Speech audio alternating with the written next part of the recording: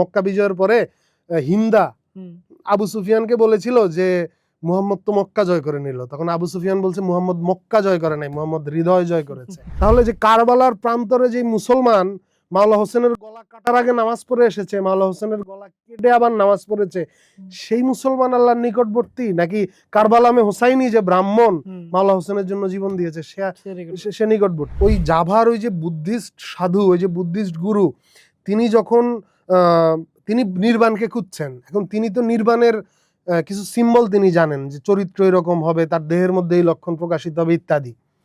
এখন তিনি দেখতে পাচ্ছেন যে এই সুফির মধ্যে এই বৈশিষ্ট্য আছে। মাওলা আলী যুদ্ধ করছেন, আপনার হচ্ছে জাপানি মিথোলজিতে এবং জাপানি বুদ্ধিজমে একটা আইডিয়া আছে, আইডিয়াটার নাম হচ্ছে আপনার হারা। হারা শব্দের অর্থ হচ্ছে, হারা বলতে সে বোঝায় হচ্ছে কনসাসনেস সেন্টার। এই বংশ থেকেই যে ইসলামটা পরবর্তীতে ছড়াইলো, এখনো যদি আমরা দেখি যে যতজন ওলিয়া উলিয়ারে আমরা দেখি পৃথিবীব্যাপী, তো 90% তো আমরা আলীর রুট থেকে দেখতে পাই। মাওলা হোসেনকে যখন হত্যা করা হচ্ছে, তখন মাওলা হোসেনের জন্য আপনার হচ্ছে যে মাওলা হোসেনের জন্য জীবন দিচ্ছে খ্রিস্টান, আর যারা মাওলা হোসেনকে হত্যা করছে তারা নামাজি মুসলমান।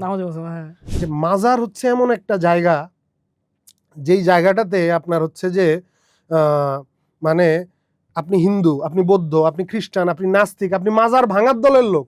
আপনার হচ্ছে যে মা ফাতেমাও তো নারী ছিল, আপনি কি মা ফাতেমা যদি আল্লাহ রসুলের রওজায় যাইতো, আপনি কি মা ফাতেমারে আটকাইতে পারতেন? আপনার আটকানোর অধিকার আছে মা ফাতেমাকে, তাহলে আপনি কিভাবে হচ্ছে যে আল্লাহর ওলির রওজায় নারীদেরকে বাধা দেন?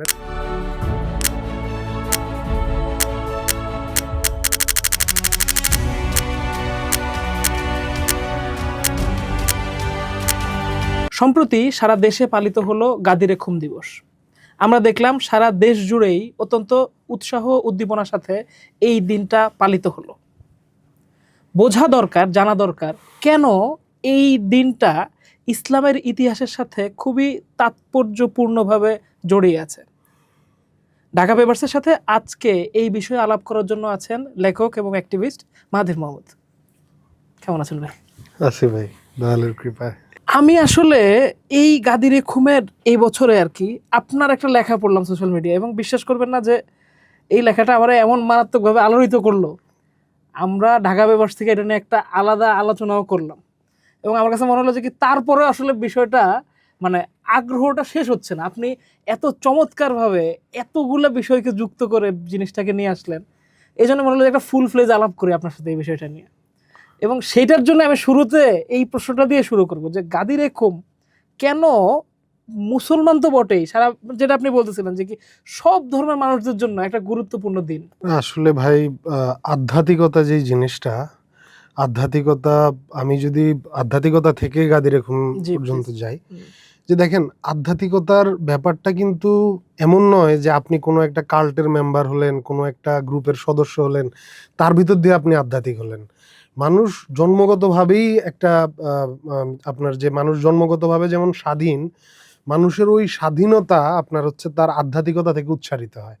মানুষের অন্তর্গত সত্তা হচ্ছে আধ্যাত্মিক। হ্যাঁ, তো সেই জায়গাটার থেকে ভাই যদি আমি বলি, তাহলে যে আপনার ধরেন যে একটা মানুষ, আপনি একটা বিকেলবেলা, হ্যাঁ আপনি বিকেলবেলা, আপনি সারাদিনের আপনার অফিস শেষে, আপনার কাজের শেষে বিকেলবেলার ক্লান্তি, আপনি অনেক কিছু ভাবছেন, আপনার অনেক তৃষ্ণা, অনেক দুঃখ, অনেক আফসোস জীবন নিয়ে, ভবিষ্যৎ নিয়ে অনেক দুশ্চিন্তা।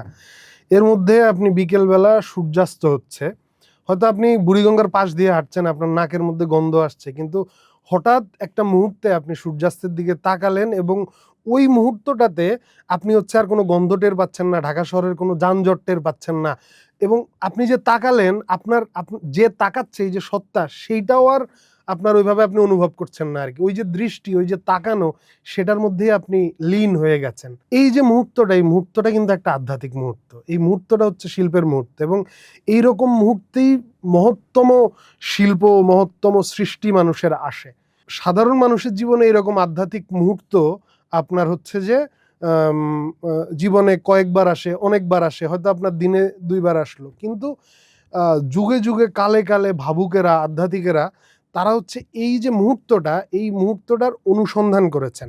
হ্যাঁ, এবং আমি যদি আরেকটা জায়গা থেকে বলি যে আপনার সাধারণভাবে আমাদের জীবনটা কীরকম, মানুষের জীবনটা কিরকম। সাধারণভাবে মানুষের জীবনটা হচ্ছে যে আপনার যে আমরা জন্মাই, আমরা হচ্ছে যে একটা ক্যারিয়ারের পিছনে দৌড়াই, আমরা রোজ আমাদের উপার্জন করে খেতে হয়, ফলে আমরা আমাদের সময়কে বিক্রি করি, আমরা কাজ করি, মানুষ যুদ্ধ করে, মানুষ হত্যা করে।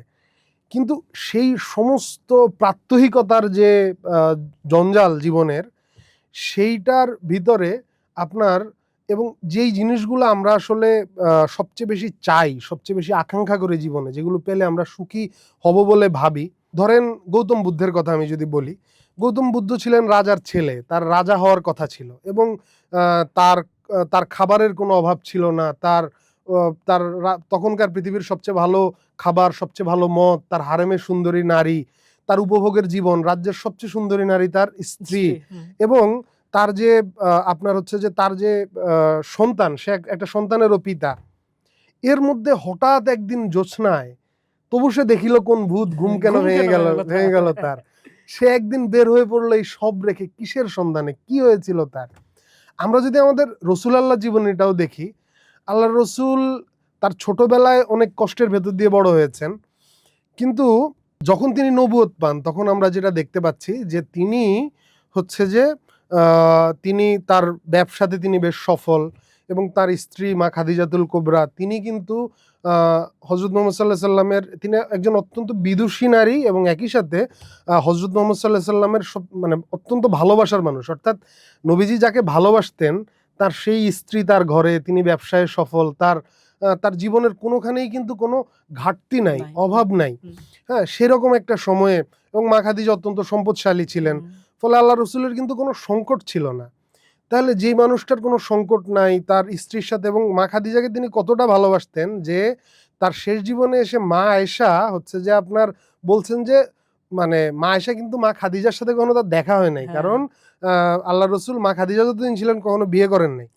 তো মা আয়েশা বলতেছেন যে আমি উনার অন্য কোনো স্ত্রীকে ঈর্ষা করি নাই, আমি ঈর্ষা করেছি খাদিজাকে, কারণ এত ভালো উনি তার স্মৃতিকেও বাসতেন। সেই ভালোবাসার নারীর সাথে উনার সংসার, উনার জীবনের সমস্ত কিছু, উনার সব গোছানো সমৃদ্ধ, এই মানুষটা কেন অত ফুট উঁচুতে পাহাড়ে উঠে হেরা গুহায় গিয়ে বসে আছে? কিসের সন্ধানে, কি তিনি খুঁজছেন? এই জায়গাটাতে যদি আমরা আসি তাহলে আমরা দেখবো যে আল্লাহর রসুল ওই সময়টাতে আপনার হচ্ছে যে আরবে যে ধর্মমতগুলা ছিল, যে বিশ্বাসগুলা ছিল, এর মধ্যে আপনার যে ওইখানকার যে পৌত্তলিক ধর্মটা ছিল, যারা লাত মানাত এই ধরনের দেবতার উপাসক ছিল, এবং তারাও কিন্তু তাদের প্রধান দেবতাকে আল্লাহ বলতো। হ্যাঁ, আরবরাও কিন্তু তাদের প্রধান দেবতাকে আল্লাহ বলতো। কিন্তু রাসূলুল্লাহ আপনার হচ্ছে যে এই তাদের যে ধর্মটা, পৌত্তলিক ধর্মটা যেটা ছিল আরবে, সেটার অনুসারী ছিলেন না ছোটবেলা থেকে। তিনি বংশগতভাবে এবং জন্মগতভাবে হানিফ বলে একটা মতধারা, সেইটার অনুসারী ছিলেন, এবং হানিফ মতধারার লোকজন মনে করতো তারা হজরত ইব্রাহিমের হচ্ছে মূল যে দিন সেইটার অনুসারী। এখন এই যে হানিফ মতধারা আপনার হচ্ছে যে ওই যে আরবের যে তখন প্রচলিত যে পৌত্তলিকরা, তারা কিন্তু আপনার হচ্ছে যে তাদের মধ্যে কিন্তু কোনো ধরেন যে নির্বাণ, ফানাফিল্লা বা মোক্ষ বা এরকম কোনো আধ্যাত্মিকতার ধারণা ছিল না। হ্যাঁ, এবং তাদের কাছে সর্বোচ্চ আধ্যাত্মিকতা হচ্ছে গণকদের ভবিষ্যৎ বলা।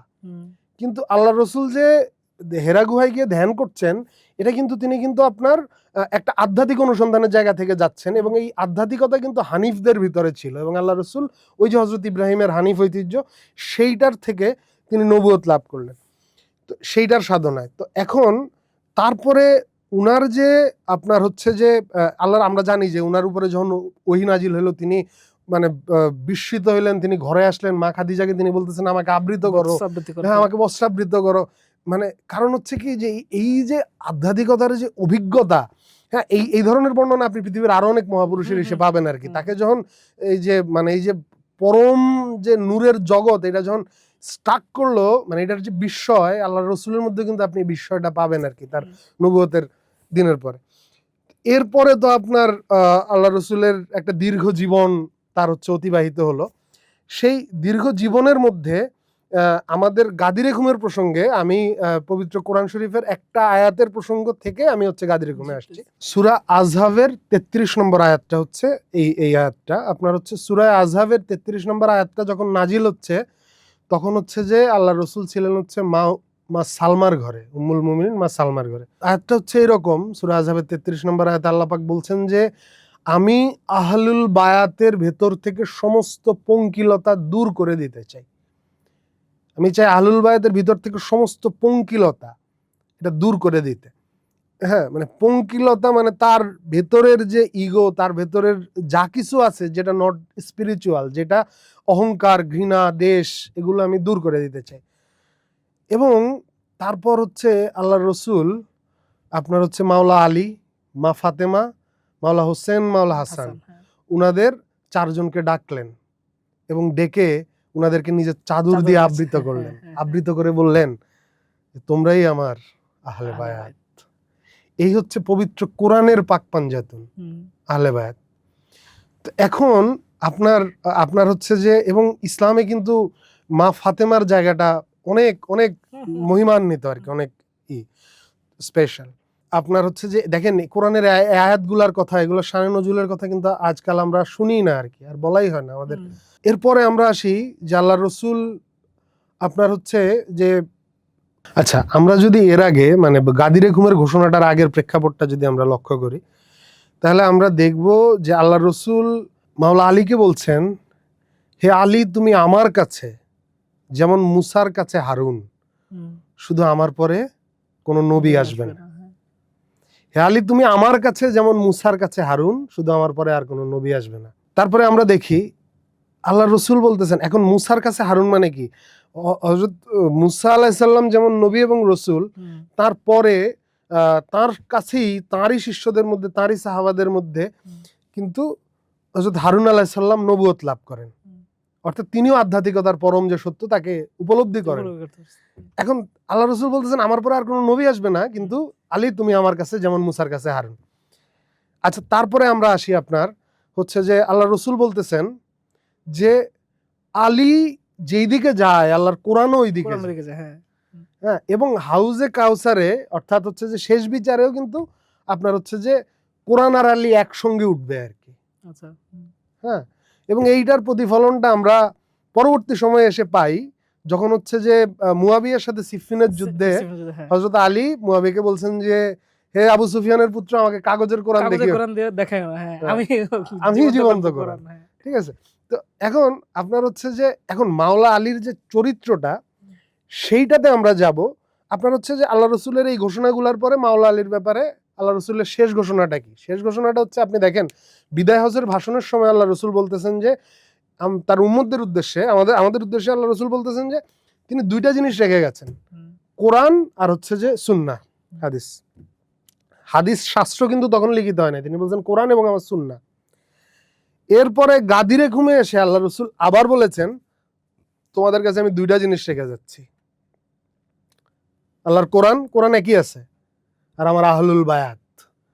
তার মানে হাদিস শাস্ত্র সুন্নাহর একটা উৎস, হাদিস শাস্ত্রই সুন্নাহ না। আল্লাহ রসুলের 2টা কথাকে যদি আমরা মিলাই তাহলে সুন্নাহর প্রথমেই হচ্ছে আহলুল বায়াত। এবং আল্লাহ রসুল কিন্তু ওই যে সূরা আযহাবের আয়াত নাজিল হওয়ার পর কিন্তু বলেছে যে তোমরাই আমার আহলুল বায়াত। আচ্ছা, আমি এখন আসি আপনার হচ্ছে যে আল্লাহ রসুল বিদায় হজের ভাষণের পরে আপনার হচ্ছে যে বিদায় হজের পরে তিনি হজ করে মদিনার দিকে ফিরছেন। তার যে কাফেলাটা 3 ভাগে বিভক্ত, সামনের দিকে একটা অংশ, মাঝখানে আল্লাহ রসুল এবং অন্যান্য সাহাবীরা, হ্যাঁ, সামনের দিকে হচ্ছে যে সামনে কোনো বিপদ আছে কিনা তারা হচ্ছে অগ্রসর বাহিনী, মাঝখানে আল্লাহ রসুল এবং সমস্ত হজযাত্রীরা, আর পিছনে আরেকটা গ্রুপ আসছে যারা হচ্ছে কেউ কিছু ফেলে এসেছে কিনা সেইটাকে সংগ্রহ করে আনার জন্য। তো গাদিরে খুম নামক জায়গাতে এসে আল্লাহ রসুল দাঁড়ালেন। সেখানে এখনো গাদিরে খুমে মসজিদ আছে, সেই মসজিদ এখন আর খুব বেশি সেলিব্রেট করা হয় না, কারণ সৌদি আরবের যে রাজতন্ত্র তারা ভিন্ন ধরনের, তারা আহলুল বায়াতকে ভালোবাসে না। ওইখানে এসে আল্লাহ রসুল সবাই যখন থামলো, উটের উপরে এসে দাঁড়ালেন। দাঁড়ানোর পর তিনি ঘোষণা করলেন যে আমি যার মাওলা, তিনি দাঁড়ালেন, দাঁড়িয়ে তারপরে তিনি হযরত আলীকে ডেকে নিলেন, ডেকে নিয়ে তিনি আলীর হাত ধরে বললেন যে আমি যার মাওলা আলী তার মাওলা।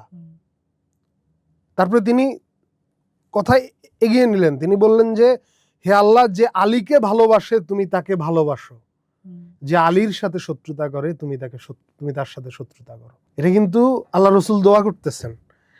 তো এখন এই যে কথাটা আমি যার মাওলা আলী তার মাওলা, এই কথাটা কেন আসলে আপনার যে প্রশ্নের জায়গাটা, এবার আমি সেখানে আসি যে সারা পৃথিবীর সমস্ত মানুষের জন্য গুরুত্বপূর্ণ। এইখানে আপনার হচ্ছে যে আপনি আমার যে লেখাটার প্রসঙ্গ আনলেন আর কি, সেইটাতে আমি যে একটা অন্যতম উপযোগ্য ছিল হচ্ছে ইন্দোনেশিয়ার জাভার একটা ছবি। আমি এই প্রশ্নটা করতাম আপনাকে যে এই যে মানে এই ছবিটা মানে কেন এই ছবি, আর হচ্ছে যে এইটাকে কিভাবে আপনি কানেক্ট করেন আর কি এই ঘটনার সাথে? আচ্ছা, হ্যাঁ, তো আপনার হচ্ছে যে এই প্রশ্নের জায়গাটাতে আমি আসবো। তার আগে আপনার আগের প্রশ্নটা ধরে আমি করি। সেটা হচ্ছে যে আপনার আল্লাহ রসুল বলছেন যে আলী, আমি যার মাওলা আলী তার মাওলা। এখন আল্লাহ রসুল কিসের মাওলা, কিসের গুরু? আল্লাহ রসুল মানে আমরা যদি বলি যে আপনি যে প্রশ্নটা করলেন যে সারা পৃথিবীর সকল ধর্মের মানুষের জন্য কেন গুরুত্বপূর্ণ, কারণ হচ্ছে যে আপনি বুদ্ধিস্ট ট্রেডিশনে যদি দেখেন, কোনো একটি আত্মা যখন হচ্ছে যে এই যে দুঃখ থেকে মুক্তি পায়, এটা কিন্তু আপনার হচ্ছে যে সমগ্র যে মহাজীবনের দুঃখ, এই মহাজীবনের দুঃখের জন্যই এটা একটা গুরুত্বপূর্ণ ঘটনা। হ্যাঁ, যখন একটি আত্মা মুক্তি পায়, যদি আপনি দেখেন যে আপনার হচ্ছে যে যখন কোনো একটি আত্মা মায়ার জগৎ ভেদ করে মোক্ষ লাভ করে, এটা আপনি হিন্দু শাস্ত্রে কিন্তু এইটা হচ্ছে যে এটা খুবই গুরুত্বপূর্ণ ঘটনা আর কি, যে হ্যাঁ মানে সমগ্র জগতের জন্য। এখন আল্লাহ রসুল যখন ঘোষণা করতেছেন আমি যার মাওলা আলী তার মাওলা, তিনি কিন্তু ঘোষণা করছেন যে আলী হচ্ছে যে ওই যে আধ্যাত্মিকতার সেই যে স্তর, অর্থাৎ মাওলা শব্দের তো আপনার অনেকগুলো অর্থ হতে পারে আর কি। তো মাওলা শব্দের একটা অর্থ হচ্ছে বন্ধু, একটা অর্থ হচ্ছে যে গুরু, আর একটা অর্থ হচ্ছে যে আপনার যে অভিভাবক বা নেতা। এখন শিয়ারা এটার অর্থ করছেন হচ্ছে অভিভাবক বা নেতা। আপনার হচ্ছে যে একটা অংশের আপনার হচ্ছে যে যারা হচ্ছে যে ওহাবি, সালাফি, মৌদুদিবাদী এই ঘরানার মানুষজন এটাকে বলছে যে আপনার বন্ধু। এখন সুফির বক্তব্য হচ্ছে যে 1 লক্ষ মানুষের সামনে ডেকে নিজের মেয়ের জামাইকে বন্ধু ঘোষণা, অর্থ নাই কোনো মানে মিনিং নাই। ফলে আপনার হচ্ছে যে এইটার একটা অর্থই থাকতে পারে সুফির দৃষ্টিতে, সেটা হচ্ছে আল্লাহ রসুল ঘোষণা করছেন যে আল্লাহ রসুল যেমন মাওলা, মাওলা মানে কি? মাওলা মানে গুরু, কোনো সাধারণ শিক্ষক না, যিনি আপনার আত্মাকে আপনার হচ্ছে যে মানে মুক্তির দিকে পরিচালিত করতে পারেন। তিনি কিন্তু বলছেন যে যারা আমার কাছে আত্মার মুক্তির জন্য আসতে, তারা এখন আলীর কাছে যেতে পারো, এই ঘোষণাটা তিনি দিচ্ছেন আর কি। এবং তিনি এর মধ্যে দিয়ে এই ঘোষণাটা দিচ্ছেন যে আলী সেই মুক্তি পেয়েছেন। হযরত আলী হচ্ছে যেই আধ্যাত্মিক মুক্তি দেওয়ার, মুক্তির জন্য আল্লাহ রসুল যেই তৃষ্ণা, যেই প্রশ্ন, হ্যাঁ আপনার হচ্ছে যে সেটার জন্য আল্লাহ রসুল ওই যে হেরা গুহায় গিয়েছিলেন, তারপর তিনি যে সত্য জেনে মানুষের মধ্যে নেমে এসেছেন, সেই সত্য যে তিনি দিয়েছেন, অন্তত একজন শিষ্য সেই সত্য উপলব্ধি করতে পেরেছে, সেইটা হচ্ছে হযরত আলী।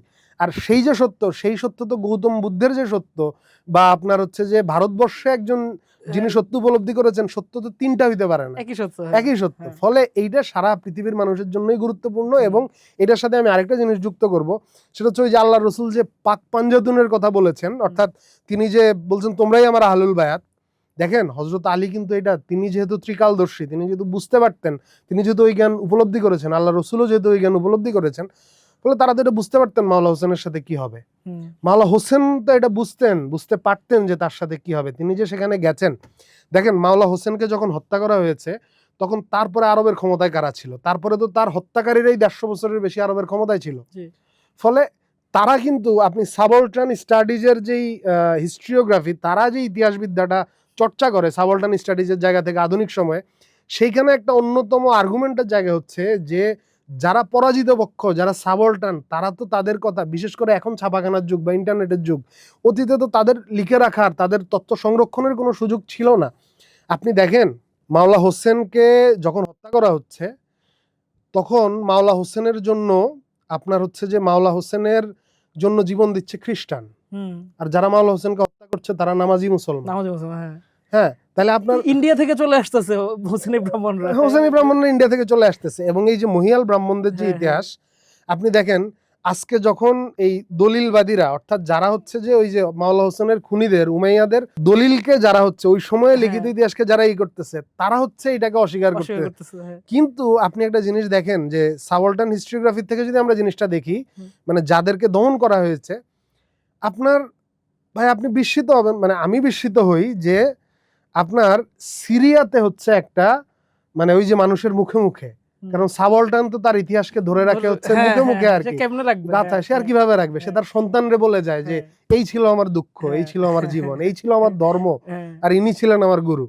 রাহিব দত্ত সম্ভবত নামটা, বা রিহাব দত্ত এরকম একটা নাম, মহিয়াল ব্রাহ্মণদের বা হোসাইনি ব্রাহ্মণদের, যে ধর্ম মে হিন্দু জাতি মে ব্রাহ্মণ কারবালা মে হোসাইনি, এই যে হোসাইনি ব্রাহ্মণরা, ইনাদের কিংবদন্তিটা কি, যে রিহাব দত্ত কারবালার ময়দানে তার 7 পুত্রকে হচ্ছে যে আপনার কি বলে কোরবানি দিয়েছে মাওলা হোসেনের জন্য, এবং তারপরে তার 7 পুত্রের গলা আবার হচ্ছে কাটা গলা আবার জোড়া হয়ে যায় আর কি। এই যে জোড়া হয়ে যায়, এই জন্য তাদের গলায় একটা দাগ ছিল, এই জন্য হচ্ছে হোসাইনি ব্রাহ্মণ পরিবারে কোনো ছেলে মেয়ে জন্মালে তাদের গলার মধ্যে তারা একটা দাগ দিয়ে দেয়। আশ্চর্য ব্যাপার হচ্ছে আপনার যে ওই সিরিয়াতে একই রকম ভাবে একটা গল্প প্রচলিত আছে। আবার একটা ব্যাপার আছে কি, রিহাব দত্ত যে ব্রাহ্মণ, ওইখানে মানে শব্দটা রাহিব বা রিহাব আমার এই মুহূর্তে মনে পড়তেছে না, ওই আপনার হচ্ছে যে ওই শব্দটার দ্বারা আপনার হচ্ছে যে সিরিয়ানরা বোঝাচ্ছে হচ্ছে এক খ্রিস্টান পাদ্রি। আচ্ছা, হ্যাঁ, পাদ্রিকে সে বলতেছে রাহিব। এবং এই যে পাদ্রি মাওলা হোসেনের কাটা মাথা যখন হচ্ছে যে আপনার নিয়ে যাচ্ছে সীমাররা, তখন একটা জায়গায় তারা যাত্রা বিরতি নিয়েছিল, এবং সেই কাটা মাথাটাকে আপনার হচ্ছে ওই যেই জায়গায় যাত্রা বিরতি নিয়েছিল সেটা একটা খ্রিস্টান পাদ্রির জায়গা, এবং ওই খ্রিস্টান পাদ্রি হচ্ছে তার কাটা মাথাটা তার কাছে রাখে, এবং হচ্ছে যে সে আর কাটা মাথা সীমারদেরকে দিবে না আর কি। তখন এই রাহিব দত্ত হচ্ছে যে তার কাছে বলে যে মাথা দাও, রাহিব দত্ত তার 7 পুত্রের মাথা কেটে কেটে নিয়ে যায়, এরা বলে যে না, এদের কারো মাথাই না। তারপর হচ্ছে যে আপনার ওই খ্রিস্টান পাদ্রি আর কি, মানে সিরিয়ান অনুসারে, তারপর হচ্ছে সে হোসেনের মাথা দেয়, তারপর তার যে কাটা মাথাগুলো এগুলো আবার জোড়া লাগায় দেয় আর কি, মাওলা হোসেনেরই কোনো এক আত্মীয় আর কি। ফলে এই দুইটা এখানে আপনি দেখেন একদম একই মিথ হচ্ছে যে দুইটা জায়গাতেই আছে। কারণ আপনার এই যে মহিয়াল ব্রাহ্মণরা এই গল্পটাকে সিরিয়ার সাথে সম্পূর্ণ বিচ্ছিন্নভাবে ভারতবর্ষে কিভাবে এটা বেঁচে রইল, তার মানে ওই যে মাওলা হোসেনের গল্পটা তো এই ইতিহাসটাকে তো এরা লিখতে দেয় নাই, এই ইতিহাসটা মাওলা হোসেন নাই, উনার সাথের লোকজনকে হত্যা করা হচ্ছে, ফলে এই ইতিহাসটা কিন্তু এভাবে রয়েছে। ফলে আমি যে জিনিসটা বলছি যে আল্লাহর রসুলের আরেকটা সহিহ হাদিস, যে হোসাইনকে ভালোবাসে আল্লাহ তাকে ভালোবাসেন। তাহলে যে কারবালার প্রান্তরে যে মুসলমান মাওলা হোসেনের গলা কাটার আগে নামাজ পড়ে এসেছে, মাওলা হোসেনের গলা কেটে আবার নামাজ পড়েছে, সেই মুসলমান আল্লাহর নিকটবর্তী, নাকি কারবালামে হোসাইনি যে ব্রাহ্মণ মাওলা হোসেনের জন্য জীবন দিয়েছে সে নিকটবর্তী? আল্লাহ রসুল এসেছেনই পৃথিবীতে কাল ভেঙে দেওয়ার জন্য, ঠিক আছে, সমস্ত মানুষকে এক জায়গায় নিয়ে আসার জন্য। ফলে গাদিরে খুমের ঘোষণাটা কি কারণে গুরুত্বপূর্ণ? গাদিরে খুমের ঘোষণাটা গুরুত্বপূর্ণ কারণ আল্লাহর রসুল হচ্ছে গাদিরে খুমের দিনে তিনি বলছেন যে সত্য আমি তোমাদেরকে জানিয়েছি এবং সত্যের দরজা বন্ধ হয় নাই, তুমি এখনো মানুষগুরুর কাছে গেলে তুমি সত্যের সন্ধান পাবে। এবং এই সত্যের চিহ্ন হিসাবে তিনি রেখে গেছেন মাওলা আলীকে। হ্যাঁ, এবং আমি যদি মাওলা আলীর চরিত্রটা আমি এই জায়গাটার থেকে যদি কিছুটা বিশ্লেষণ করি, যে আপনার হচ্ছে যে মাওলা আলী যুদ্ধ করছেন, আপনার হচ্ছে জাপানি মিথোলজিতে এবং জাপানি বুদ্ধিজমে একটা আইডিয়া আছে, আইডিয়াটার নাম হচ্ছে আপনার হারা। হারা শব্দের অর্থ হচ্ছে, হারা বলতে সে বোঝায় হচ্ছে কনসাসনেস সেন্টার, অর্থাৎ চৈতন্যের কেন্দ্র। হ্যাঁ, এবং তারা ভাবে যে হারাটা হচ্ছে নাভিতে, এই জন্য আপনি দেখবেন হারুইকিরি করে হচ্ছে যে নাভির একটু নিচে আর কি, 2 আঙ্গুল নিচে, সেখানে ছুরি দিলে সাথে সাথেই মানুষ মারা যায়। এইটাকে হচ্ছে সে কেন্দ্র হিসাবে ধরে। এবং একজন সামুরাই যোদ্ধা তিনি যখন যুদ্ধ করেন, বলা হয় যে যেই সামুরাই যোদ্ধার চৈতন্য বা কনসাসনেস সম্পূর্ণভাবে হারাতে আছে, অর্থাৎ একীভূত আছে, এক আছে, যার মাথায় অন্য কোনো চিন্তা আসছে না, যে একাগ্র, সে কখনো কোনো যুদ্ধে পরাজিত হবে না। আমরা মাওলা আলীর চরিত্রটাকে যদি দেখি, মাওলা আলী একা এমন একটা গেট তুলে ফেলছেন যেটা 300 জন মিলে তুলতে পারছে না। এবার সাধারণ অবস্থায় কিন্তু মাওলা আলী নিজেও এটা তুলতে পারছে না। তার মানে ওই যে মানে জাপানি যে মিথ, স্পিরিচুয়াল যোদ্ধা, আধ্যাত্মিক যোদ্ধা হচ্ছে আপনার তার হারা থেকে, তার চৈতন্যের কেন্দ্র থেকে ফাংশন করে। মাওলা আলীর ক্ষেত্রে আপনি দেখেন, তিনি একটা যুদ্ধের ঘটনা আছে এরকম, যে এক কুরাইশ সে হচ্ছে যে আসছে, এসে হচ্ছে যে সে নবীজিকে চ্যালেঞ্জ করছে বা নবীজিকে অপমান করে কথা বলছে। তা সে সবচেয়ে বড় বিরাট শক্তি, তার সে বিরাট বিখ্যাত যোদ্ধা, তার সাথে কেউ পারে না। তো মাওলা আলী তার সামনে গিয়ে বললেন যে আমার রসুলের কাছে তোর যাওয়া লাগবে না। মাওলা আলী তার তলোয়ার, তার শিরোনাস্ত্র সব ফেলে দিলেন, ফেলে দিয়ে তাকে চ্যালেঞ্জ করলেন এবং বললেন তোমাকে তোমাকে হত্যা করতে আমার হচ্ছে যে কোনো তলোয়ার বা কোনো অস্ত্রেরও প্রয়োজন নেই। মাওলা আলী তার বুকের মধ্যে, তিনি শূন্যে উঠে তার বুকের মধ্যে একটা লাথি দিলেন, ওই লোক পড়ে গেল। মাওলা আলী গিয়ে তার বুকের উপরে বসলেন। বসার পরে মাওলা আলী বললেন যে এখন তুমি আমার রসুলের উপরে তুমি সম্মান জানাও, তার উপরে ঈমান আনো। ওই লোক হচ্ছে যে মাওলা আলীর মুখে থুথু দিল আর কি, এবং মাওলা আলী তাকে হত্যা করলেন না, মাওলা আলী তাকে ছেড়ে দিয়ে উঠে চলে আসে। সে তো পরাজিত দ্বন্দ্বযুদ্ধে। মনে দেখো, কারণ মাওলা আলী বলছেন, ওই লোক বিস্মিত যে কেন তাকে হত্যা করলো। মাওলা আলী বললেন যে তুমি যখন ওই আচরণটা করলে তখন তোমার প্রতি আমার ঘৃণা চলে এসেছিল, আমি ব্যক্তিগত ঘৃণার বশবর্তী হয়ে কাউকে হত্যা করি না। দিস ইজ হিম। এবং তিনি, আপনি দেখেন যে আল্লাহ রসুল তার সারা জীবনে কোনো যুদ্ধ নিজ থেকে করেন নাই, তিনি আক্রান্ত হলে যুদ্ধ করেছেন। মাওলা আলীও তাই, তিনি নিজ থেকে, তিনি ব্যক্তিগতভাবে আক্রান্ত হলেও কিন্তু কোনো প্রতিশোধ নেন নাই। তিনি শাসক হিসাবে আক্রান্ত হলে, এবং আল্লাহ রসুলও মদিনার প্রধান হিসাবে, শাসক হিসাবে আক্রান্ত হলে তিনি যুদ্ধ করেছেন। তার জনগণকে রক্ষার জন্য মাওলা আলীও শাসকের দায়িত্ব হিসেবে যুদ্ধ করেছেন। কিন্তু তিনি নিজে ব্যক্তিগত প্রতিশোধ বা তার নিজের সন্তানদের গদিকে নিরাপদ করা, এরকম কোনো কাজ মাওলা আলী করে যান নাই। এবং পরবর্তীতে তো এই বংশ পরম্পরায় এই ঘটনাই ঘটছে বারবার। বিস্ময়কর, মানে যে ইমাম মাহাদির ব্যাপারে যে কিংবদন্তিটা, যে ইমাম মাহাদি কেন আসলে গায়েব হয়ে গেছেন, কেন আর তাকে পাওয়া যায় না, কেন তিনি ফিরে আসবেন, কারণ আল্লাহ রসুলের 11তম, মাওলা আলীর 10ম, ইমামদেরকে পর পর পর সবাইকে হত্যা করা হয়েছে। মাওলা আলী তো জানতেন যে তার বংশের সাথে এটা হবে, বাট হি ফরগেভ দেম। এবং এখানে খুব ইন্টারেস্টিং বিষয় হচ্ছে এইটাই যে ধরেন সবচেয়ে বড় সমালোচনা যে ধরেন জ্ঞানাধারিক জগতে আমি যেটা দেখি আর কি এই বিষয়টাতে, যে ধরেন এই বংশ থেকেই যে ইসলামটা পরবর্তীতে ছড়াইলো, এখনো যদি আমরা দেখি যে যতজন ওলিয়া উলিয়ারে আমরা দেখি পৃথিবীব্যাপী, তো 90% তো আমরা আলীর রুট থেকে দেখতে পাই। অর্থাৎ ইসলামের আজকে যেই জায়গায় পৌঁছানো, আজকে 220-250 কোটি মানুষের ইসলাম ধর্ম গ্রহণ, এইটা তো এই ছোট স্ট্রিমটা থেকে। অথচ ক্ষমতায় আছে কিন্তু তার খুনিরা, এবং তারাই সবসময় বড় বড় বকওয়াজ করে যাইতেছে, এবং একটা পেনিনসুলার ঘিরেই আছে তারা। আর বাকিরা তো বিদায় হজ থেকেই যে যাত্রা শুরু করলেন, সবাই তো এই আলীর সিলসিলাই দেখতে পাই। আপনি ভাই একটা খুব গুরুত্বপূর্ণ পয়েন্ট এখানে হচ্ছে যে লাইট ফেললেন একটা গুরুত্বপূর্ণ পয়েন্টে। দেখেন যে এখানে ওই জাভার নিজ যে চিত্রকর্ম আর কি, এটার প্রসঙ্গটাও আসবে। যে দেখেন, আমি এটা একটা ঘটনা দিয়ে বলি। হালাকু খান বাগদাদে আক্রমণ করেছিল, বাগদাদ ধ্বংস করে কিন্তু হালাকু খান থামেন নাই। তার আরেকটা লক্ষ্য ছিল হচ্ছে আপনার কাবা ধ্বংস করা। কিন্তু খানদের ভিতরে আরেকজন খান, তার নাম হচ্ছে বারকে খান, তিনি ঘোড়ার পিঠে করে যাচ্ছিলেন।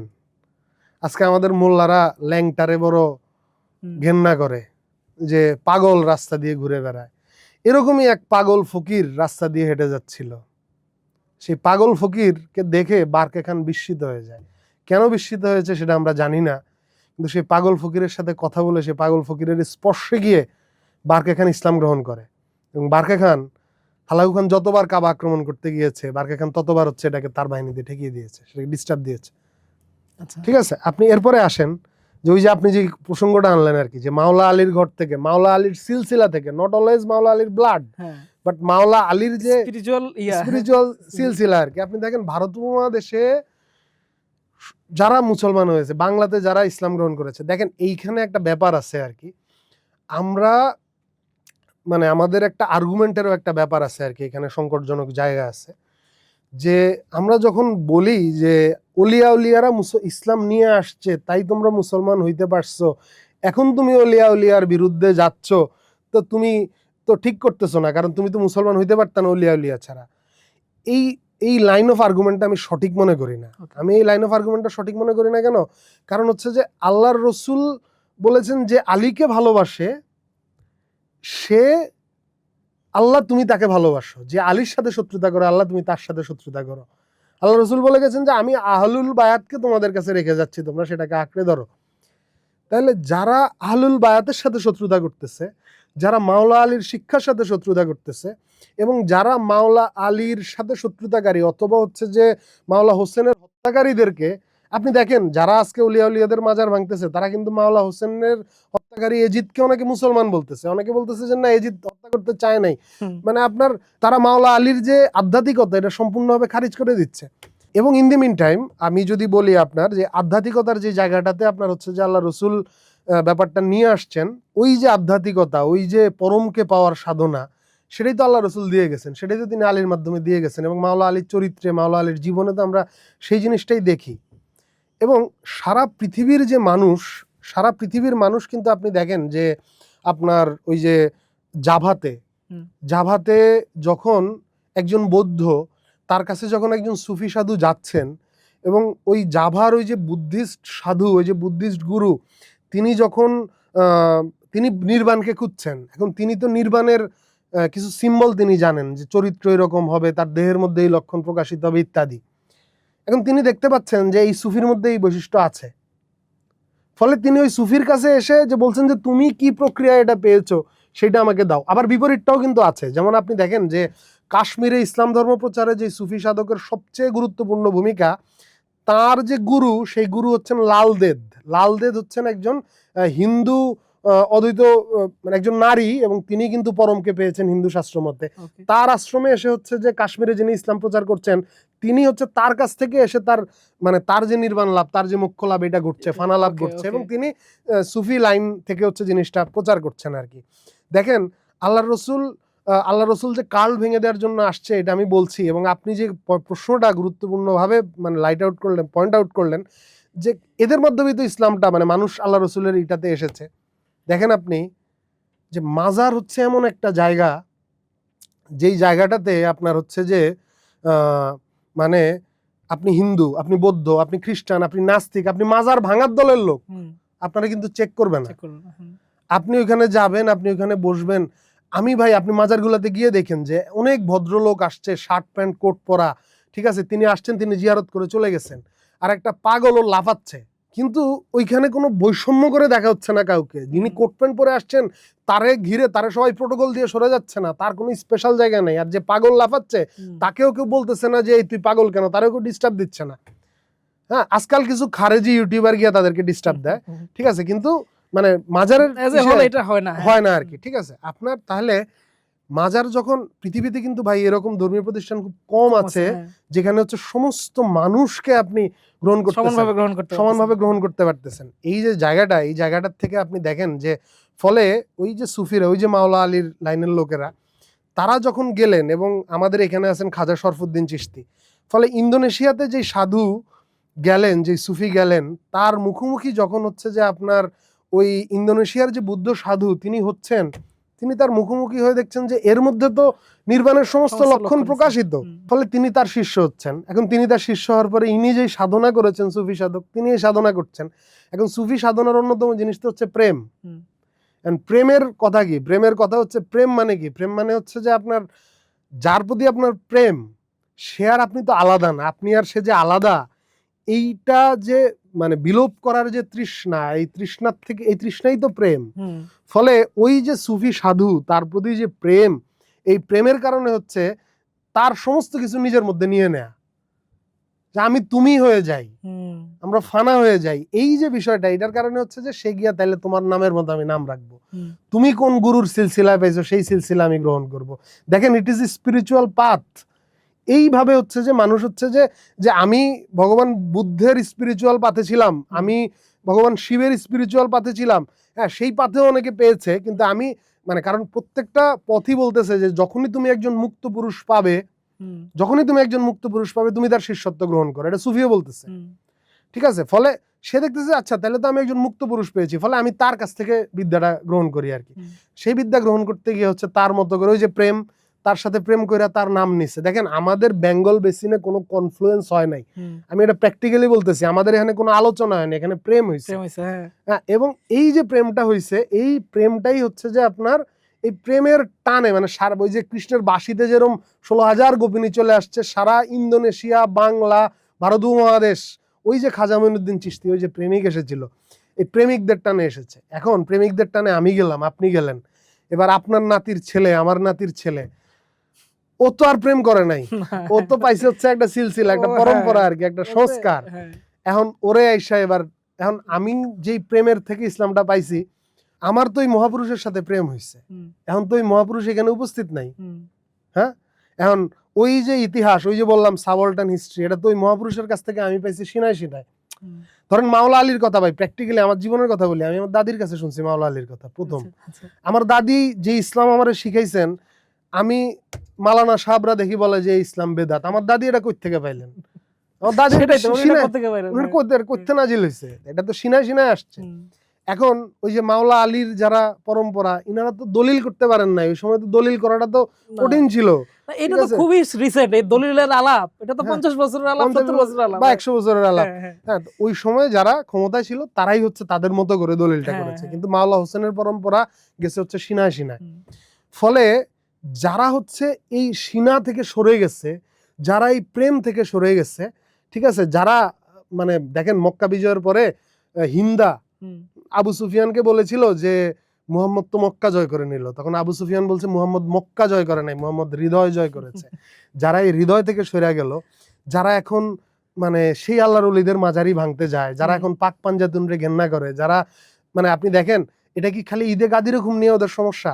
ওদের সমস্যা তো ওর ঈদি মিলাদুন নবীতে হামলা হয়েছে না ব্রাহ্মণবাড়িয়াতে, তাহলে এদের সমস্যা তো আপনার আল্লাহর রসুলের নিয়েও। আল্লাহর রসুলের আগমন যেদিন, এটা সারা পৃথিবীর মানুষ দলিল ধরায় তশরিফ আনলেন রহমতুল্লিল আলামিন, তাহলে রহমতুল্লিল আলামিনের নিয়েও তো ওদের সমস্যা, ওরা হামলা করে। এরপরে এদেরকে এই যুক্তিটা দেয়াটা আমার ব্যক্তিগত পজিশন, ওই যে আমি একটা কথাটা বললাম যে যে এই একজন আল্লাহ অলিয়া উলিয়ারা ইসলাম আনছে, তুমি ইসলাম তাদেরকে মারতেছো, তাহলে এটা তো ঠিক না। এই কথা আমি এদেরকে বলতে চাই না, কারণ হচ্ছে যে অলিয়া উলিয়াকে ঘেন্না করতেছে, যে ঈদি মিলাদুন নবীতে আল্লাহ রসুলের প্রেমকে ঘেন্না করতেছে, আর আমার মোহাম্মদী প্রেমের তরি যে শাহজালাল, সেই শাহজালালের মাজারে যে বোমা ফেলতে যাচ্ছে, তার সাথে তো আমার এই কথা নাই, তার সাথে আমার ধর্মটাই আলাদা হয়ে যাচ্ছে এখানে আর কি। মানে তারে আর আমি মুসলমান, আমার সঙ্গে সে মুসলমান না, তার সঙ্গে আমি মুসলমান না। হ্যাঁ, আপনার হচ্ছে যে ওই যে আপনার ইন্দোনেশিয়ার যে বুদ্ধ সাধু, সে দেখতেছে যে এই যে মহাপুরুষ, সেই মহাপুরুষ তো নির্বাণপ্রাপ্ত মহাপুরুষের সমস্ত বৈশিষ্ট্য এই সুফি ফানা বাঁকা প্রাপ্ত পুরুষের মধ্যে প্রকাশিত। এবার এই ফানাপ্রাপ্ত পুরুষ বলতেছে যে আমি এই বোধিজ্ঞান বা এই যে আমি যে ফানাপ্রাপ্ত হয়েছি, এইটার সিলসিলা হচ্ছে আসছে আলী থেকে, আলী মোহাম্মদকে দিয়েছে। তখন ওই যে তার যে আশেক, তার যে প্রেমিক চিত্রশিল্পী, সে আঁকতেছে যে যে ওই যে বোধিজ্ঞান যিনি প্রাপ্ত হয় তার মধ্যে জ্যোতি প্রকাশিত হয়, জন্য তার মাথার মধ্যে জ্যোতি। গৌতম বুদ্ধ তার একজন শিষ্য মোহাম্মদুল্লায়ন একদিন বুদ্ধ প্রতিদিন কিছু না কিছু বলেন, একদিন বুদ্ধ কিছুই বললেন না, পুরা সময় তিনি বসে আছেন, বুদ্ধ কিছুই বললেন না, খালি একটা পদ্ম ফুল তুলে ধরলেন, আর বুদ্ধের মুখে একটা স্মিত হাসি ফুটে উঠলো, আর সবাই বিস্মিত, খালি বুদ্ধের একজন শিষ্য মোহাম্মদুল্লায়ন, তার মুখে একটা স্মিত হাসি ফুটে উঠলো। কেন? কারণ হচ্ছে যে আপনার ওই ঘটনার ভিতর দিয়ে যে মোহাম্মদুল্লাহন বুঝলেন যে বুদ্ধ বুঝতে পেরেছেন, আর বুদ্ধ জানাইলেন যে ঘোষণা করলেন আর কি যে একটা ফুল ফুটেছে, একটা পদ্ম ফুটেছে। আল্লাহর রসুল ওই যে গাদিরে খুমে হাত ধরে সমগ্র মানবতার সামনে বলে গেছেন, সারা পৃথিবীর সমস্ত ট্রুথ সিকাররা till the end of time যারাই খুঁজতে যাবে, হু ওয়াজ মুহাম্মদ। হ্যাঁ, আপনার বিবি তালাকের ফতোয়া, আর 4 বিয়ের ফতোয়া, আর হচ্ছে যে কাফের হত্যা মুরতাদ হত্যার ফতোয়ার ভেতরে এই যে ভাবমূর্তি, তাই না, তিনি তো ছিলেন, তিনি যার হচ্ছে যে আপনার কাফের নারীর কাটার উত্তরে যিনি প্রেম দেন। এখন আপনার হচ্ছে যে এখন তো তিনি হচ্ছে ঘাতকের পতাকায় তার নাম লেখা হয়েছে, তাই না, এটাই পৃথিবীর সবচেয়ে গ্রেটেস্ট ট্র্যাজেডি যে ঘাতকের পতাকায় তার নাম লেখা হয়েছে। এই ঘাতকের পতাকাকে ভেদ করে সময়ের শরীরের গভীরে যিনি যাবেন, যে যাবে, সেই সিকার অফ দ্য ট্রুথ, সত্য অনুসন্ধানের জন্য আল্লাহর রসুল সিম্বল রেখে গেছেন। সেদিন তিনি দাঁড়িয়ে ওই পদ্ম ফুলের উপমায়, ওই যে যে আমার আশ্রমে একটি ফুল প্রস্ফুটিত হয়েছে, সেই ফুল তিনি রেখে গেছেন, এবং তিনি যে কাল্ট নির্মাণ করতে আসেন নাই, সেইটার জন্য তিনি বলে গেছেন যে হোসেনকে ভালোবাসে আল্লাহ তাকে ভালোবাসবেন, আর হোসেনের জন্য খ্রিস্টান, হোসেনের জন্য ব্রাহ্মণও কিন্তু জীবন দিয়েছে। ফলে এই কাল্টের কোনো সুযোগ এখানে নাই। এক্স্যাক্টলি। এবং আপনি যেটা বললেন, মানে আমার কাছে সবচেয়ে ইন্টারেস্টিং লাগছে এই জায়গাটায়, যে ধরেন একটা হচ্ছে যে কি এই যে অক্ষর এবং আত্মা, এই যে সিনা, এটা যে আলাদা করাটা, এবং এই যে আপনি পরিষ্কারভাবে বলেন যে এটা আরেকটা ধর্ম, আবার আপনি বলতেছেন যে আত্মার ধর্মটা, সেখানে আবার বুদ্ধ কৃষ্ণ সে আর কোনো কিছু পৃথক না, কারণ পৃথিবীতে সব সময় এই যে সিকার্স টেন্ডেন্সি, এটা আসলে একই। এবং এখানে আসলে, এবং মানে আমরা যখন রুমি পড়ি, আমরা যে কোনো দার্শনিকের জীবনেই যাই যখন, যে বিন্দুমাত্র ছিটে ফোটা ইয়াও পাইছে আর কি, গ্রেসটা পাইছে, যাদেরকে বোঝা যায়, সবার ক্ষেত্রে কিন্তু এই সমতাটা দেখা গেছে। এবং সবসময় এই লড়াইটাই আসলে এই যে এই চামড়ার সাথে সম্ভবত অন্তরের এই যে ইয়াটা আর কি, এটাই কি দ্বৈতবাদ কিনা। যাই হোক, আমার আলাপটা আসলে মানে এত চমৎকার একটা দিকে মোড় নিল, আমি একটু আসতে চাই যে জায়গাটাতে, সেটা হচ্ছে যে আমাদের দেশে একটা বড় গণ অভ্যুত্থান হলো 2024 সালে, এবং এই যে একটা মানে সাধারণ মানুষের ব্যাপক অংশগ্রহণে, এবং এই সাধারণ মানুষ আসলে সব ধর্মের সব গোত্রের, এখানে যেমন সাধকরা ছিলেন, বিভিন্ন ধর্মের মানুষ ছিলেন, মুসলমানরা ছিলেন, আস্তিক নাস্তিক এভরিওয়ান ওয়াজ দেয়ার। এবং কিন্তু এই গণ অভ্যুত্থানটার পরের যেই একটা নৈরাজ্যপূর্ণ সময় থাকলো, তারপর একটা রাষ্ট্র গঠন হইলো, তারপরে আবার আমরা একটা দেখলাম যে কি একটা খুব দুর্ভাগ্যজনক বিষয় যে বাংলাদেশে একটা সংখ্যাগরিষ্ঠ গোষ্ঠী যা তাদের একটা বোঝাপড়ার থেকে এখানে মাজারগুলোতে একটা ব্যাপক হামলা হইলো, এবং শত শত হইতে থাকলো এই ঘটনাটা। এবং একটা পর্যায়ে এইটার সীমানাটা এত গভীরে চলে গেল, আমরা দেখলাম যে কি কবর থেকে লাশ তুলে এনে পোড়ানোর মতো ঘটনা। এমনকি শেষ পর্যন্ত এই যে নতুন সরকার মাত্র ক্ষমতা গ্রহণের পরে আমরা দেখলাম যে এই জিনিসটা চলতেছে, যে এই যে শামীম কৃষ্ণ এই লোকটাকে তার দরবারে পিটিয়ে কুপিয়ে হত্যা করা হইলো। এই যে সমাজের ভিতরে একটা ভয়ঙ্কর ঘৃণা, এই জায়গাটা নিয়ে আপনি দীর্ঘদিন এই বিষয়টা নিয়ে কাজ করতেছেন, আমরা খুবই সক্রিয়ভাবে আপনারা দেখছি এই বিষয়গুলো নিয়ে কাজ করতে। তো এখন একটা নতুন সরকার আসার পরেও আমরা কিন্তু খুব একটা স্টেবল হতে দেখতেছি না বিষয়টাকে। এইটা কবে আসলে এটা ঠান্ডা হবে কবে? দেখেন, যে আমি যদি এই পয়েন্টটাতে আসি, যারা মাজারগুলোতে হামলা করছে, প্রথম কথা হচ্ছে যে আপনি যে জিনিসটা বললেন যে দেখেন যারা মাজারগুলোতে হামলা করছে এরা সংখ্যাগরিষ্ঠ না। আমি প্রথম কথাই কথাটা বলতে চাই, এরা হচ্ছে বাংলাদেশের মাদ্রাসা নেটওয়ার্ক ব্যবস্থাকে ব্যবহার করে আপনার হচ্ছে, এবং এই মাদ্রাসা কওমি মাদ্রাসা যে নেটওয়ার্ক, দেখেন কওমি মাদ্রাসা নিয়ে যদি আমি খুব সংক্ষেপে বলি, মাওলানা আব্দুর রশিদ গাঙ্গুহিরা তারা বলেছিলেন যে সিপাহী বিদ্রোহের ব্যর্থতার পরে যে আল্লাহ ভারত উপমহাদেশের মুসলমানদেরকে সাহায্য করছে না, ভারত উপমহাদেশের মুসলমান, কারণ তারা সঠিক আকীদায় নাই, ফলে তারা হচ্ছে থেকে আপনার হচ্ছে সৌদি আরব থেকে ওয়াহাবিবাদ আমদানি করলেন। সে ওয়াহাবিবাদ আমদানির পরে কি আল্লাহ ভারত উপমহাদেশের মুসলমানদেরকে সাহায্য করেছে? কিভাবে সাহায্য করেছে? 47-এর দাঙ্গা দিয়ে, নাকি 71-এ ভারত উপমহাদেশের মুসলমানের হাতে 20 লক্ষ 30 লক্ষ মুসলমানকে হত্যার ভিতর দিয়ে? যদি 10 লাখ হিন্দু মারা গিয়ে থাকে 71-এ, তাহলে 20 লক্ষ মুসলমানকে হত্যার ভিতর দিয়ে আপনার আল্লাহ সহযোগিতা করেছেন। তা আমি তো বলবো যে গজব পড়ছে এদের আকীদা আনার পরে ভারত উপমহাদেশের মুসলমানদের উপরে, এখনো রক্ত ঝরছে ভারত উপমহাদেশে। আমি যদি এই কথাটা বলি আজকে, দেখেন আজকে দেওবন্দি মাদ্রাসা যে কওমি মাদ্রাসা নেটওয়ার্ক, এটা গোটা বাংলাদেশে। আমাদের একটা সমস্যা হয়েছে কি, যে আমাদের দেশের মানুষ, আমাদের নদীগুলো মারা যাওয়ার কারণে, সেটা একটা ভারতের বাদ আছে একটা প্রক্রিয়া, আবার আমাদের পানি উন্নয়ন বোর্ডের অনেকগুলা বিপদগামী নীতি আছে, আমি সেদিকে না যাই।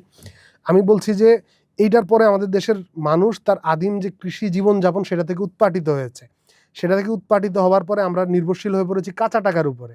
এখন কাঁচা টাকার উপরে যখন আমরা নির্ভরশীল হয়েছি, মানুষকে হচ্ছে শ্রম দিতে হচ্ছে এসে। এখন তাইলে কাঁচা টাকার উপর যখন নির্ভরশীল হচ্ছে, একটা ঘরে 3টা ছেলে 2টা ছেলে, বাবা মার সামর্থ্য নেই একটা ছেলেকে মাদ্রাসায় পড়াবে, ও জানে ওর ছেলেকে বলাৎকার করবে, তারপরেও মাদ্রাসায় দেয়, কারণ হচ্ছে অ্যাটলিস্ট বাচ্চাটা তো খেয়ে এবং একটা থাকার জায়গা পাবে। এবং এইভাবে আমাদের দেশের মানুষের দারিদ্র্যের প্রেক্ষিতে একটা বিরাট মাদ্রাসা নেটওয়ার্ক স্বাধীন বাংলাদেশে তৈরি হয়েছে, কওমি মাদ্রাসা নেটওয়ার্ক। বা আপনি ব্রিটিশের তৈরি করা যে আলিয়া মাদ্রাসা, এরাও কিন্তু তরিকতপন্থী না, হ্যাঁ, এটা ব্রিটিশ ফকির সন্ন্যাসী বিদ্রোহ দমন করার পরে এই মাদ্রাসা নেটওয়ার্কটা তৈরি হয়েছে আর কি। দেখেন বাংলাদেশে উলিয়া উলিয়াপন্থী সুফিবাদীরা যদি চাইতো, যদি বাধা দিত, এরা আমাদের দেশে ঢুকতে পারতো না, এই আকিদাই ঢুকতে পারতো না। কয়জন ছিল দেওবন্দি? ইভেন 71-এর পরেও কয়জন ছিল? এদেরকে বাধা দেওয়া হয় নাই, কারণ আমাদের ল্যান্ডের বৈশিষ্ট্য যে বললাম প্রেম, আমরা যেই আসছে তুমি থাকো ভাই, সমস্যা নাই, তোমার সাথে আমার দ্বিমত তাও সমস্যা নাই, আমি মিলাদ পড়ি তুমি গালি দাও তাও সমস্যা নাই, তুমি থাকো। কিন্তু এদের রিলিজিয়নটা, ওই যে আমরা একটু আগে যে আধ্যাত্মিকতা নিয়ে কথা বলছিলাম, এদের ধর্মে কোনো আধ্যাত্মিকতার স্থান নাই। কার্ল মার্কস যে কথাটা বলেছেন, ধর্ম হচ্ছে হৃদয়হীন পৃথিবীর হৃদয় বঞ্চিত মানুষের দীর্ঘশ্বাস, অ্যান্ড ইটস অ্যান আফিম। এটা আফিম হিসেবে ব্যবহার হয়, এটা হচ্ছে কার্ল মার্কসের পুরা কোটটা। দেখেন এই যে হৃদয়হীন পৃথিবীর হৃদয় বঞ্চিত মানুষের দীর্ঘশ্বাস, এইটা আপনি সুফিজমের ক্ষেত্রে বলতে পারবেন, এইটা আপনি হিন্দু ধর্মেরও অনেকগুলা সেকশনের ক্ষেত্রে আপনি এটা বলতে পারবেন, খ্রিস্টান ধর্মের আধ্যাত্মিক শাখাগুলোর ব্যাপারে আপনি এটা বলতে পারবেন, বৌদ্ধ ধর্মের ক্ষেত্রে বলতে পারবেন, কিন্তু একটা ধর্মের ব্যাপারে আপনি এটা কোনোদিনই বলতে পারবেন না, এটা হচ্ছে ওয়াহাবিজম। এটা হৃদয়হীন পৃথিবীর হৃদয় না, এটা হচ্ছে পৃথিবীর হৃদয়হীনতার প্রতিবিম্ব, হৃদয়হীনতার মুক্তি হচ্ছে এই এই এই এই যে ওয়াহাবি আকিদা। কারণ কি? কারণ হচ্ছে ওই যে শুরুতে যে আপনাকে আমি যে কথাটা বলেছিলাম যে আধ্যাত্মিকতা, এটা হচ্ছে ওই যে একটা মানে অলৌকিক মুহূর্ত যেটা এনি টাইম আপনাকে হিট করতে পারে, এই অলৌকিক মুহূর্ত এদের ধর্মে নাই। কারণ ওই যে আরব পৌত্তলিকদের কথা বলেছিলাম, আরব পৌত্তলিকদের ধর্মে কিন্তু এই আধ্যাত্মিকতা ছিল না, আল্লাহ রসুল হানিফ মতবাদের দ্বারা তিনি গিয়েছেন। ফলে আরব পৌত্তলিকদের ধর্মটা এটা ছিল অনেকটা, আপনি এটার সাথে মিল পাবেন হচ্ছে রোমান যে প্যাগানিজম, এটার আর কি। এটা কিন্তু হিন্দু ধর্মের সাথে আপনি এটা মিল পাবেন না, কারণ হিন্দু ধর্মে অনেক আধ্যাত্মিকতার জায়গা আছে। এই ওহাবিজম এটার আপনি মিল পাবেন হচ্ছে আপনার আরব প্যাগানিজদের সাথে আর কি, সরি মানে রোমানদের সাথে। এটা কিরকম, এদের এটা ছিল হচ্ছে যে এরা হচ্ছে যে এদের যে মূল দেবতা আল্লাহ বা লাত মানাত, তাদের মাধ্যমে ওই আল্লাহকে খুশি করা। এটা ছিল হচ্ছে যে আপনার অনেকটা যে ভোগ, হ্যাঁ, খাওয়া দাওয়া করা, অনেক বেশি যৌনাচারে লিপ্ত হওয়া, হ্যাঁ। এবং মানে এরপরে আপনি দেখেন যে ওহাবিরা ধর্মের ইসলামের যে ব্যাখ্যাটা করতেছে, তারা কিন্তু কোনো আধ্যাত্মিকতার কথা বলতেছে না, তারা কোনো জগৎব্যাপী নূরের কথা বলতেছে না, তারা কোনো পরমের কথা বলতেছে না। তারা কি বলতেছে, তারা কেবলমাত্র বলতেছে হচ্ছে আপনার যে আল্লাহ বলে একজন আছে, ওই যে আরব পৌত্তলিকদের যে সাকার আল্লাহ, তার যে আল্লাহ দেবতা, তার মতোই সিমিলার একটা আল্লাহর কথা সে বলতেছে। সেই আল্লাহকে সেই আল্লাহকে খুশি করলে কি হবে, আল্লাহ পরকালে তোমাকে 70টা হুদ দিবে।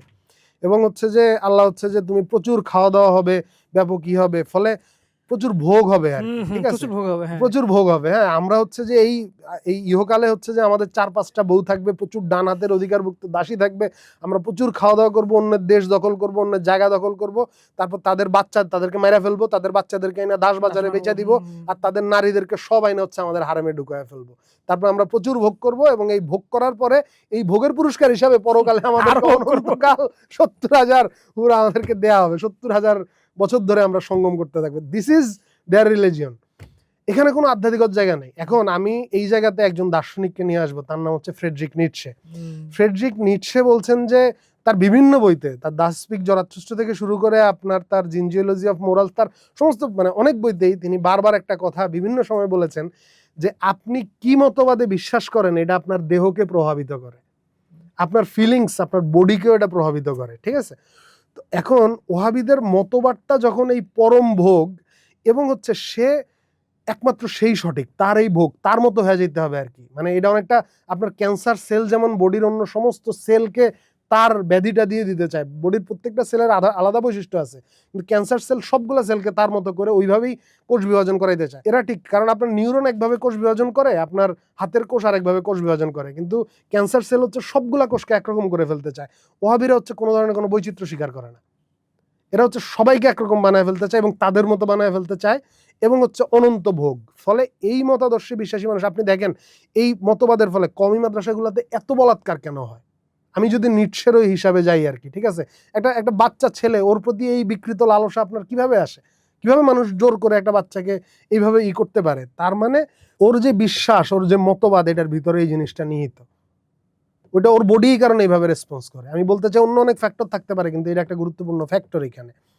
তো আমি এই কথাটা যে জন্য বলতে যাচ্ছি, ওই যে মানে আপনি যে লেখার প্রসঙ্গটা আনলেন, আমি এই কথাগুলো বলছি এই জন্যে যে আপনার, যে আমি যখন মাওলা আলীকে নিয়ে কথা বলছি, আমি যখন আল্লাহ রসুলকে নিয়ে কথা বলছি, যাদের 10ম উত্তর পুরুষ পর্যন্ত হত্যা করা হয়েছে, তারপরেও তারা সত্য প্রকাশে দ্বিধা করেন নাই, আমি যেহেতু তাদেরকে নিয়ে কথা বলতে এসে বসেছি আজকে, ফলে আমি তো ঘাতকের সাথে আপোষ করলে তো তাদের প্রতি আমার অপমান হয়, বা আমি মানে এটা তো আমি তো বলতে পারি না এটা, সেই কারণে আমি এই কথাগুলো আমি বলছি। এবং আপনি জুলাই আন্দোলনের কথা বললেন, দেখেন জুলাই আন্দোলনের রাজপথে আমি মানুষকে মারা যেতে দেখেছি, আমার পাশে মানুষ মারা গেছে, আমি দেখেছি যে জুলাই আন্দোলনে কিভাবে নারীরা এসেছে, জুলাই আন্দোলনে কিভাবে সমস্ত ধরনের মানুষেরা এসেছে।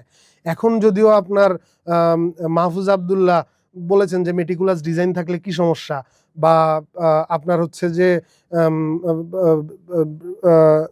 ফরাদ মজহার বা উনাদের যে দায়িত্বশীল অনেকেই বলেছেন যে মেটিকুলাস একটা ডিজাইন থাকতেই পারে, তার মানে ওনারা ইনডাইরেক্টলি স্বীকার করে নিয়েছেন যে মেটিকুলাস ডিজাইন ছিল। আমি বলছি যে মেটিকুলাস ডিজাইন থাক বা না থাক, কিন্তু যখন রাজপথে একটা শিশু মারা যায়, যখন রক্ত পড়ে, সামথিং স্পিরিচুয়াল অ্যাবাউট ইট, এই ঘটনাটার ইটসেলফ একটা তাৎপর্য আছে যেটা কোনো ডিজাইন এটা ধারণ করতে পারে না। হ্যাঁ, যে একটা মানুষজন রাজপথে গিয়ে মারা যাচ্ছে, যখন জীবন দিচ্ছে, সামথিং স্পিরিচুয়াল অ্যাবাউট ইট। এবং আপনি দেখেন যে জুলাই আন্দোলনের, আমি যদি ধরি যে যেদিন রাজাকার বলা হয়েছে 14ই জুলাই থেকে 5 আগস্ট, আপনি দেখেন কথাগুলা কোন জায়গা থেকে এসেছে। 14ই জুলাই মানে 14ই জুলাইয়ের পরে যে তাহলে তো আপনি তো এই আমাকে রাজাকার বলতে পারেন না, হ্যাঁ, আপনি তো আমাকে রাজাকার বলতে পারেন না, এই কথাটা কিন্তু রাগটা কিন্তু এইটা যে আপনি আমাকে রাজাকার বলতে পারেন না।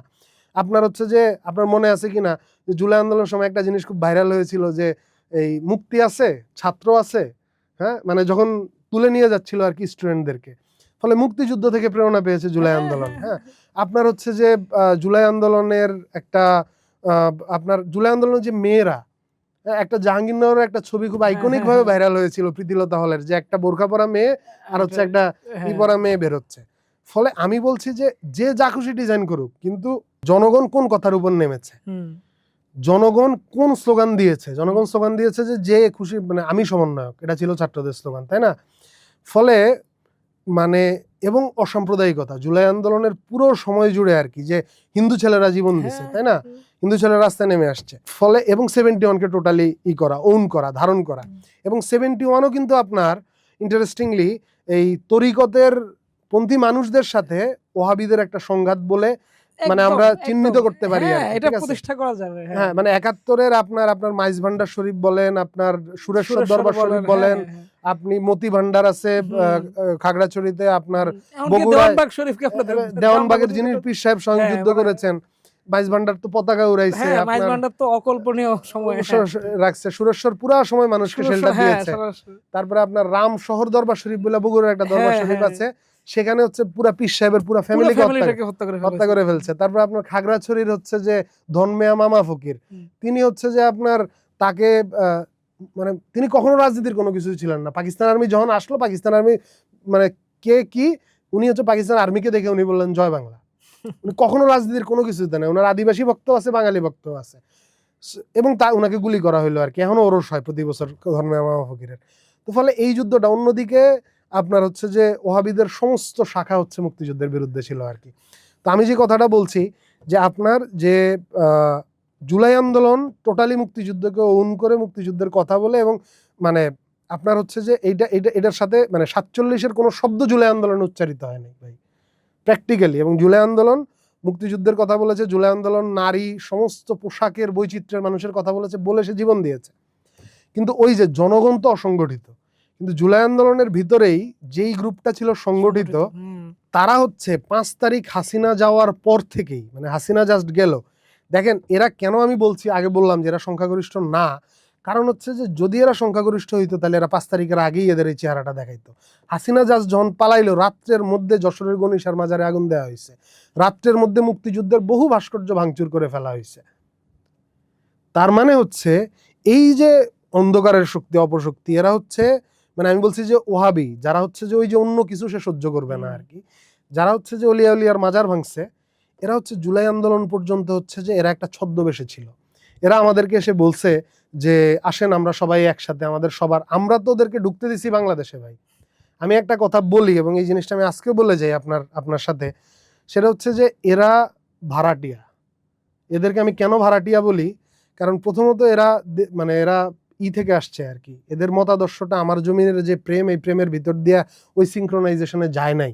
এদের মতাদর্শটা ব্রিটিশ আমলে চিরস্থায়ী বন্দোবস্তের একটা জটিল উপনিবেশিত বাস্তবতায় এদের মতাদর্শটা ব্রিটিশ আমাদের দেশে পুশ করেছে। আপনার হচ্ছে যে কলকাতা আলিয়া মাদ্রাসা তো ছিল হচ্ছে যে আপনার ব্রিটিশের তৈরি করাই মাদ্রাসা, আর দারুল উলুম দেওবন্দ হচ্ছে উপনিবেশের পছন্দের প্রতিবাদের ভাষা। এই পছন্দের প্রতিবাদের ভাষা দিয়ে আর ওইদিকে সে হিন্দুত্ববাদের উত্থান ঘটাইছে বঙ্কিমচন্দ্রের মতো ব্যক্তিদেরকে দিয়ে। এরপরে হচ্ছে সে এই দুইটাকে হচ্ছে যে ব্যবহার করে হচ্ছে সে বাংলাকে ভাগ করছে সাধারণ মানুষের মধ্যে ব্যাপক, ওই যে ডিভাইড অ্যান্ড রুল যে নীতিটা আর কি। ফলে এই যে যারা আমাদের এখানে আল্লাহর ওলিদের মাজারগুলা ভাঙছে, এদের মতাদর্শটা তো আমি বললাম, এদের মতাদর্শটা এরকম। এখন এরা কিন্তু ভাই কিছুই রাখবে না, এরা আদালত রাখবে না, এরা সিনেমা ইন্ডাস্ট্রি রাখবে না। অলরেডি একটা সিনেমার উপরে তানিম নূরের যে আপনার বনলতা এক্সপ্রেসের উপর আক্রমণ করেছে, এরা থিয়েটার রাখবে না। গ্রামে গঞ্জে যে যাত্রা, এই যাত্রা তো ব্রিটিশের তৈরি করা জিনিসটা, এই যাত্রা তো এই বাংলার নিজস্ব জিনিস, এরা এই যাত্রা ধ্বংস করে দিবে এবং এরা সবই ধ্বংস করে দিবে আর কি, ঠিক আছে?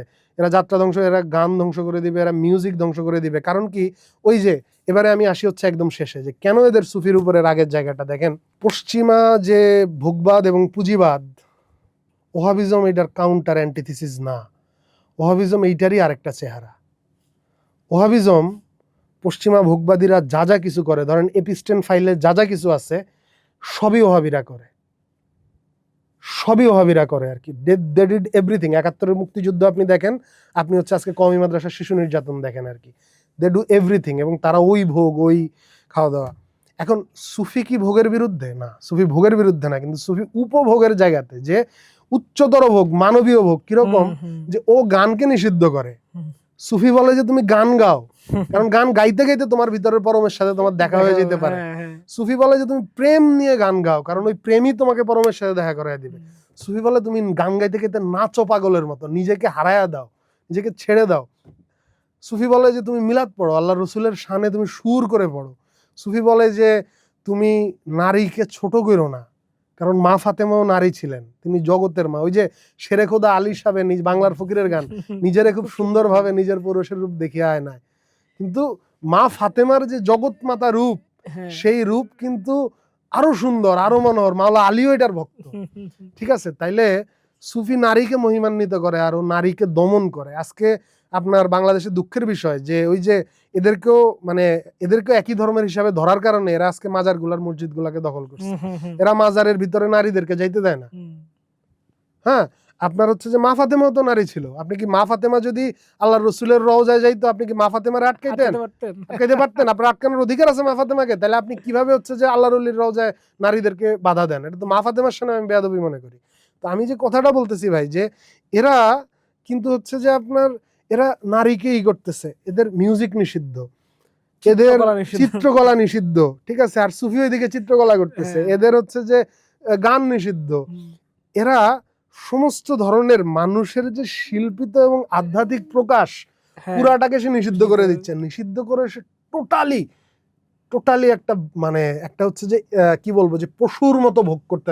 পশু এরকম ভোগ করে না ভাই। একটা বাঘের খিদা লাগলে বাঘ খায়, বাঘ এসে শান্তভাবে বসে থাকে আর কি, ঠিক আছে? সো এইটারই শয়তান বলা হয়েছে আর কি। It is ancient devil, it is that cult, যেটা হচ্ছে এইটাই স্যাটার্ন, এটাই শয়তান, এটাই মানে যেটা ওয়াহাবিজম, এটাই স্যাটার্ন। এবং মানে আল্লাহ আসলে এই জমিনকে, এই জমিন শাহজালালের জমিন, এই জমিন বাবা শাহজালালের জমিন, এই জমিন বাবা শাহফরানের জমিন, শাহ মখদুমের জমিন, শ্রী চৈতন্যের জমিন, যে প্রেম ওনারা করে গেছেন এই জমিনে, আল্লাহ এই জমিনের আপনার হচ্ছে, এবং যে আধ্যাত্মের চর্চা, আমি শুধু প্রেম তো একটা রাস্তা, আধ্যাত্মের আরো রাস্তা আছে, আত্মজিজ্ঞাসাও একটা রাস্তা, তাই না? এই যে আধ্যাত্মিকতার সংস্কৃতি, আমি মনে করি আপনি যে প্রশ্নটা করেছেন, দেখেন ব্যাপার হয় কি, যে জনগণের আন্দোলন যদি জনগণের ভিতরে সংগঠিত রূপ না থাকে আর কি, যে জন্য হচ্ছে যে আপনার হচ্ছে যারা আন্দোলন করেছে অতীতে, যেমন লেনিন, হ্যাঁ, তারা হচ্ছে যে আপনার যারা আন্দোলন করেছে তারা কিন্তু সংগঠন এবং জনগণের সংগঠনের কথা বলেছে আর কি। আমাদের দেশের জনগণের সংগঠন না থাকাতে, জনগণ সংগঠিত না হওয়াতে, জুলাই আন্দোলনের ভিতরে একমাত্র যে সংগঠিত ওহাবি, অর্থাৎ ওই যে স্যাটার্নিক কাল্ট, এরা হচ্ছে যে আপনার জুলাই আন্দোলনের পরে জনগণ তো বাড়ি ফিরে গেছে, এরা হচ্ছে যে এই জিনিসটা দখল করেছে, এরা আমাদের সমাজের দখল নিয়েছে এবং সেইটার দখল নিয়ে এরা একটা আক্রমণ শুরু করেছে। কিন্তু ওই যে সুফি তো সংগঠন তৈরি করে না, সুফি তো মানুষের মুক্ত করে দেয়, কাল্ট তৈরি করে না, এরা তো কাল্ট তৈরি করে। এই জন্য এদের কাল্টের শক্তি দিয়ে এরা হচ্ছে যে এই যে সংগঠিত মাদ্রাসা নেটওয়ার্ক, এটা দিয়ে হচ্ছে মাদ্রাসাগুলো, মাজারগুলোতে হামলা করছে, মন্দিরগুলোতে হামলা করছে, দীপু চন্দ্র দাসকে পুড়িয়ে হত্যা করেছে, আপনার হচ্ছে যে নুরাল পাগলকে কবর থেকে লাশ তুলে এনে পুড়েছে, আপনার হচ্ছে যে এরা নারীদেরকে প্রচুর মব এরা করেছে, নারীদেরকে অপমান করেছে। কিন্তু আমি যে কথাটা বলবো সেটা হচ্ছে যে এরা যে শক্তি, এই শক্তিটা আমাদের জমিনের সাথে যায় না, এবং এরা যেই অপমতাদর্শের উপরে নাচতেছে এটা এদের নিজেদের শরীরের সাথেও যায় না। এই জন্য এরা নিজেরা অসুস্থ হয়ে গেছে। এত উগ্র কেন হবে মানুষ? তার মানে এরা অসুস্থ হয়ে গেছে। কারণ ওই যে নিটশের ওই কথা যে আপনার মানে এটা আমাদের আবহাওয়ার সাথে যায় না, এটা আমাদের জেনেটিক্সের সাথে যায় না, এটা আমাদের জমিনের সাথে যায় না, এটা আমাদের আকাশের সাথে যায় না, আমাদের ষড়ঋতুর সাথে যায় না। সবচেয়ে শেষ কথা আমি যে কথাটা বলবো, যে আল্লাহর রসুল, আল্লাহর হাবিব, ত্রিভুবনের প্রিয় নবী হযরত মুহাম্মদ সাল্লাল্লাহু আলাইহি সাল্লাম, উনি হচ্ছে এইটার বিরুদ্ধেই ওনার বিদ্রোহটা ছিল। এবং ওহাবিজম হচ্ছে আপনার হচ্ছে যে এইটার, এবং যারা আল্লাহর ওলিদের মাজার ভাঙতেছে তারা হচ্ছে এইটার আল্লাহর রসুলের যে বিপ্লব, এই বিপ্লবের বিরুদ্ধে একটা প্রতি বিপ্লব। মাহদি মাহমুদ, আমরা আজকের আলাপটা একটু শেষ করি এখানেই, কারণ আমাদের আসলে আপনি আসলে যেই বিষয়গুলোতে লাইট দিলেন, আমাদের খুব কমই সুযোগ হয় যে এরকম পরিসরে এই আলাপগুলো করার, এবং আমরা আশা করব যে সামনের দিনেও আমরা এই ধরনের আলাপগুলো আপনার সাথে অব্যাহত রাখতে পারবো। শুকরিয়া ভাই। দর্শক, আমরা যেমনটা দেখলাম যে এই যে আলী, এই একটি নামের সাথে আসলে আধ্যাত্মের ইতিহাস জুড়ে আছে, এবং সেইখানে আমাদের অতিথি আজকে দেখালেন যে কিভাবে যে এই ইসলামের আজকের যে রূপটার কথা আমরা খুব কম আলোচনায় দেখি, সেটা আসলে সমস্ত পৃথিবীর জুড়ে যত ধরনের দর্শন, মতবাদ, ধর্মীয় দৃষ্টিভঙ্গি আছে, যেখানেই আধ্যাত্মবাদ আছে, সব কিছুর সাথে সেই ধরনের একজন সমন্বিত একটা ধর্মদর্শন রূপে সারা পৃথিবী জুড়ে কিন্তু ইসলাম প্রিভেল করছে। তো আমরা আসলে যেটা বলছিলাম যে আমরা এই আলাপগুলো সামনের দিনেও করব এবং নিশ্চয়ই মাহাথির মোহাম্মদকে আমরা সামনের দিনেও পাবো। এই ধরনের আলাপগুলো নিয়মিত দেখার জন্য ঢাকা পেপারসের সাথেই থাকুন।